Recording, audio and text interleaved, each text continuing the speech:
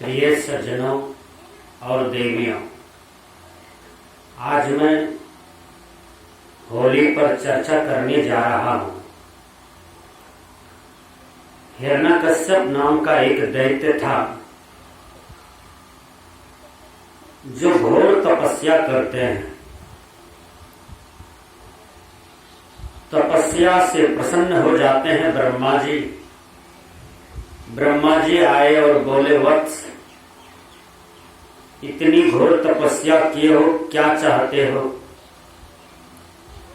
कहा, मैं चाहता हूं अमर हो जाऊं। कहा, बोलो क्या चाहते हो, क्या मांगते हो, मैं दे दूंगा। हिरण्यकश्यप कहते हैं कि न तो मैं दिन में मरूं, न तो मैं रात में मरूं, न तो आकाश में मरूं, न तो पताल में मरूं, न तो घर में मरूं, न तो बाहर में मरूं, न अस्त्र से मरूं, न शस्त्र से मरूं। ब्रह्मा जी ने कहा, ठीक है, जाओ, ऐसा ही होगा।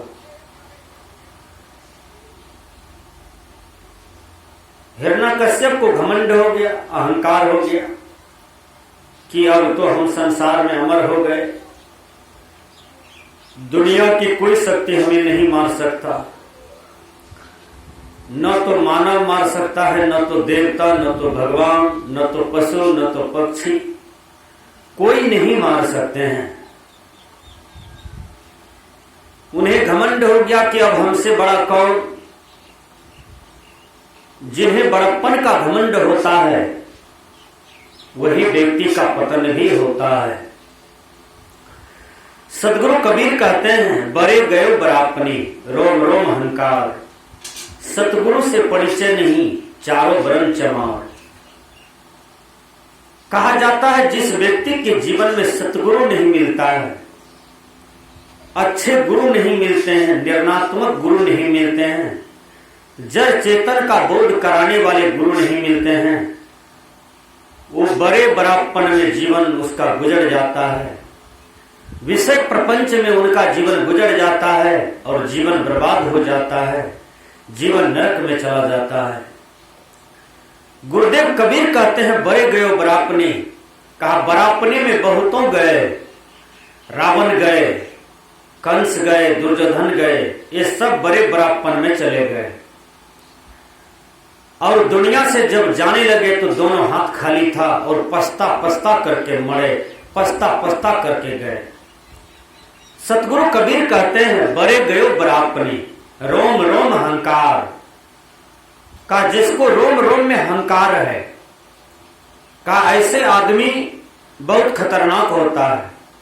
एक तो अपने जीवन को यूं ही नष्ट किया है और दूसरों को भी अपने अहंकार के बल पर नष्ट करना चाहता है। ऐसा ही आदमी समाज को परेशान करता है, दिन दुखियों को तंग करता है, परेशान करता है, भला आदमी को सताता है, सच्चे इंसान को दुख देता है। सतगुरु कबीर कहते हैं, सतगुरु से परिचय नहीं, चारों वरण चमार। का जिन्हें सतगुरु से परिचय नहीं, सतगुरु वाला ज्ञान से परिचय नहीं, आत्मज्ञान से परिचय नहीं, चारों वरण चमार। वो जब जब इस संसार में जन्म लेता है, मरता है, जन्म लेता है, मरता है, तब तब वह चमार होता है। चमार का मतलब होता है हार चांद के पीछे जाने वालों, हार चांद के भोग को भोगने वालों, उसे चमार कहा जाता है। गुरुवर कबीर कहते हैं, वो तो बार बार जन्मता है, मरता है। जो बार बार जन्मते हैं, मरते हैं, वही चमार हो जाते हैं, वही चांद को भोगते हैं, चांद को पहनते हैं, चांद का ही त्याग करते हैं, उसे चमार कहा जाता है। जात पात से कोई चमार नहीं होता है और चमार छोटा नहीं होता है, चमार शूद्र नहीं होता है। संसार में सब मनुष्य है, सबको सब कुछ प्राप्त करने का अधिकार है, सबको सब कुछ जानने का अधिकार है, सबको सब कुछ बनने का अधिकार है। ये स्वतंत्र अधिकार, ये प्रकृति का नियम दिया है मनुष्य को। तो मैंने कहा, हिरण्यकश्यप अपने अहंकार के बल पर सबको परेशान करने लगे अपने आप को पृथ्वी का भगवान मानने लगे। विचार कीजिए, जो उनको भगवान नहीं मानते थे, उन्हें दुख देते थे, उन्हें कष्ट देते थे, उन्हें पीड़ा देते थे, उनकी हत्या भी करवा देते थे।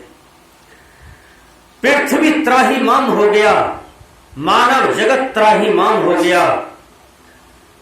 त्राहिमाम त्राहिमाम चारों तरफ हाहाकार होने लगा कि जो हिरण्यकश्यप को भगवान नहीं मानेगा उन्हें मृत्यु दंड दे दिया जाएगा, उनकी हत्या कर दिया जाएगा, उनके परिवार को उजाड़ दिया जाएगा। और वास्तव में जो हिरण्यकश्यप का नाम नहीं लेते थे उनके परिवार सहित उनको विनाश कर दिया जाता था। धरती पर इतना बड़ा आतंक फैला, इतना बड़ा अत्याचार फैला हिरण्यकश्यप का, उन्हीं के पुत्र उनका विरोध करने लगे, पिताजी आप भगवान नहीं हैं, भगवान तो कोई और है। और उनके पुत्र प्रहलाद भगवान विष्णु का नाम जपने लगे, भगवान विष्णु का भक्त हो गए। विष्णु बहुत बड़े महापुरुष थे, उनके जपन में लग गए, उन्हीं के नाम रटन में लग गए प्रहलाद। और बाप बेटा में द्वेष चलता रहा, बाप बेटा में द्वेष चलता रहा। और प्रहलाद सत्य पर था, हिरण्यकश्यप असत्य पर जाने लगा और असत्य का सहारा लेने लगा। विचार कीजिए, प्रहलाद प्रिय विष्णु जी का भक्त हुए और विष्णु जी उनके हमेशा रक्षक में रहते थे। जब उनके पिताजी सोचा कि मेरा शत्रु संसार में जो है, लेकिन मेरा शत्रु मेरा बेटा भी है, तो अपने बेटा को, अपनी बहन होलिका, वो भी राक्षस कुल में ही जन्म ली थी और वो एक नंबर की राक्षसनी थी, एक नंबर की दानवी आसुरी प्रवृत्ति का नारी थी। हिरण्यकश्यप उनको बुलाते हैं और कहा, ये जो मेरा बेटा है प्रहलाद, इनको तुम जला दो बहन, तुमको भी ब्रह्मा जी से अग्नि वाला वरदान मिला है और तुम इन्हें जला दो।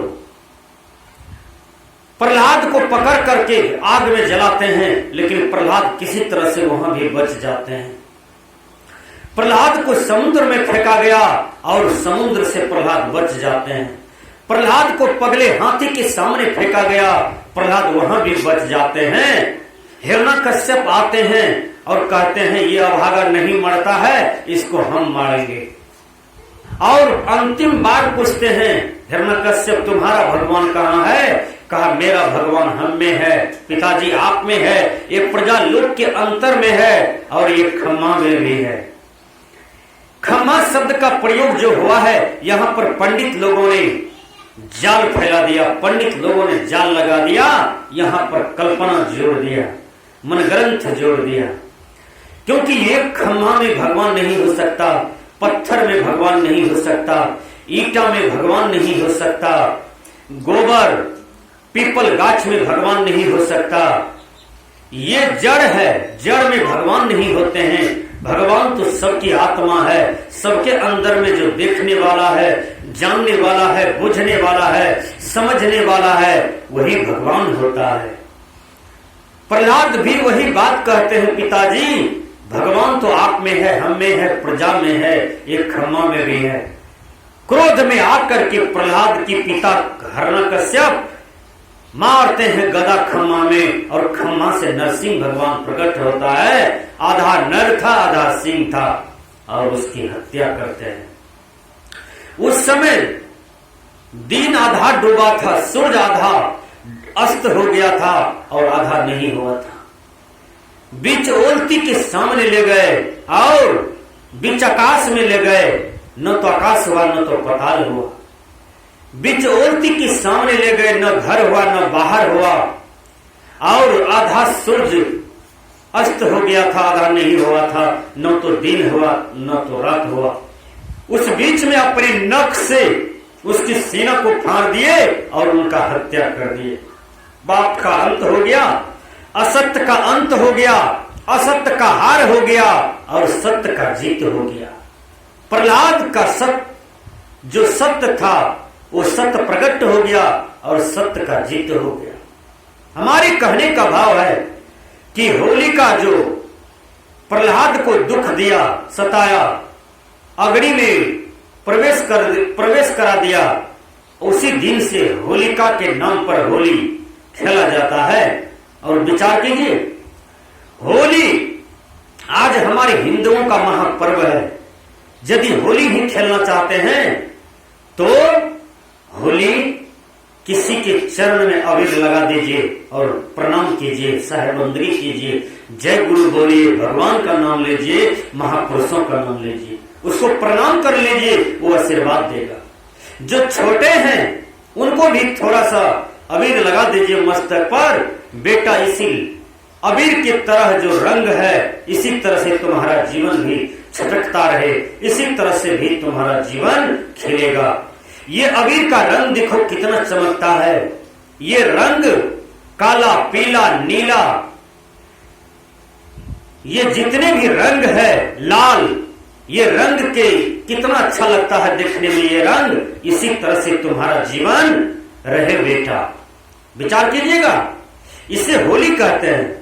अब पर नारी है, गांव समाज में, नगर बाजार में कोई भाभी लगते हैं, और हमारा भीतर इतना मरा हुआ है, हमारा संस्कार इतना गंदा है, हमारा मनोबल इतना गंदा है कि उसके गाल पकड़ करके हम खूब मलते हैं, और गाल को मलते हैं, उसमें रंग टिप लगाते हैं, उसमें अबीर लगा करके मलते हैं। इसे होली नहीं कहा जाता है, इसे अपने जीवन का पतन कहा जाता है। आदमी होली के स्वरूप को बिगाड़ दिया। वदन को टच करते हैं, वदन को पकड़ते हैं, कहीं कहीं वदन को पकड़ते हैं, कहीं कहीं तो माताएं बहनों को स्तन पकड़ करके होली खेला जाता है। स्तन में रंग डाला जाता है। इसे होली नहीं कहते हैं, इसे दुर्विचार कहते हैं, दुर्व्यवहार कहते हैं, इसे व्यभिचार कहते हैं। और व्यभिचार महापाप है। अपनी भाभी जो आंगन में है वो भी मां के तुल्य होता है। जो भाभी है, बड़े भाई की पत्नी है, वो मां स्वरूप होता है। उनकी गाल को न पकड़ें, उनकी इज्जत पर हाथ न डालें, उनके साथ एक भी मजाक न करें, एक भी हंसी न करें, क्योंकि गुरुवर कबीर कहते हैं, चमड़ी काया देख लुभाया, मल का पिटारा गीजारे, गई जवानी आए बुढ़ापा, तन छुटते तन धूल, पर नारी पैनी छोड़ी, मत लागो कोई अंग, रावण के 10 सिर गए पर नारी के संग। एक जगह होली में उसका पति गया था विदेश काम करने के लिए, और होली आ गई। कुछ गांव के उचक्के लड़के ने कहा, भैया नहीं है, भैया भाभी के साथ होली खेलना है।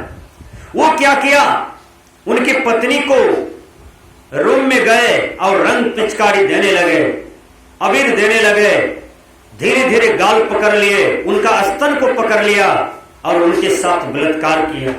वो 4-5 लड़का मिल करके बलात्कार किया, और बलात्कार करते करते बेहोश कर दिया। घर वाले आते हैं तो देखा पुतहु बेहोश है। पुलिस प्रशासन हुआ, चारों लड़कों को पकड़ा गया और बलात्कार वाले जुल्म में जेल में चला गया। क्या इसे होली कहते हैं? नहीं, ये व्यभिचार है। यदि किसी के बदन को पकड़ करके हम रंग पिचकारी लगाते हैं तो यह व्यभिचार है, यह होली नहीं है। सजना, होली तो भगवान कृष्ण भी खेले थे, लेकिन पंडित लोगों ने कई लड़कियों के साथ भगवान कृष्ण के जीवन को जोड़ दिया। ये चमत्कार है। भगवान कृष्ण उत्तम साधक थे, साधनशील साधक थे और बढ़िया साधक थे इस पृथ्वी का। गीता जैसे दर्शन को पढ़िए तो भगवान कृष्ण हर जगह संयम का उपदेश देते हैं। हर जगह भगवान कृष्ण बढ़िया बढ़िया ज्ञान का उपदेश किए हैं। वो कैसे 1000 गोपियों के शरीर के साथ टच कर सकते हैं, ये पंडित लोगों ने कल्पना किया, मिथ्या किया, ये गलत बात जोड़ दिए हैं। भगवान कृष्ण भी होली खेले, लेकिन वो आत्मा के साथ होली खेले, आत्मा राम के साथ होली खेले। जो भी गोपियन था, गोपी था, मित्र सखा था उनका, उनके आत्मा के साथ होली खेले और नाच कूद रंग पिचकारी, ये सब भगवान कृष्ण के साथ जो हुआ है सब चमत्कार है, सब झूठा है। तो होली खेलना है, अबीर लगा देना है चरण में और नमन प्रणाम करना है, इसे होली कहते हैं। होली के दिन सुंदर सुंदर भोजन खाइए, खिलाइए, कुछ दान पुण्य कीजिए, इसे होली कहते हैं।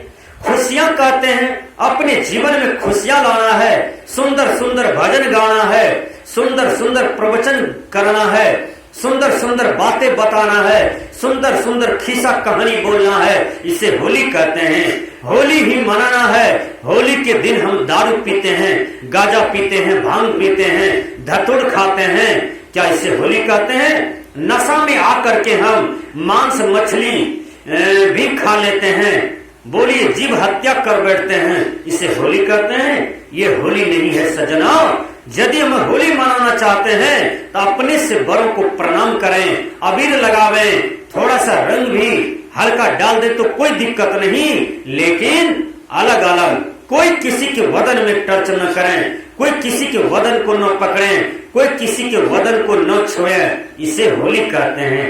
होली के दिन बिल्कुल वैष्णव का भोजन करना चाहिए, और लोग उल्टा कर दिया, होली के दिन जीव हत्या करके भी खा लेते हैं और दारू शराब पी करके बौखते हैं और दूसरे के माता बहन के साथ बेविचार करते हैं, इसे होली नहीं कहा जाता है, इसे बेविचार कहा जाता है।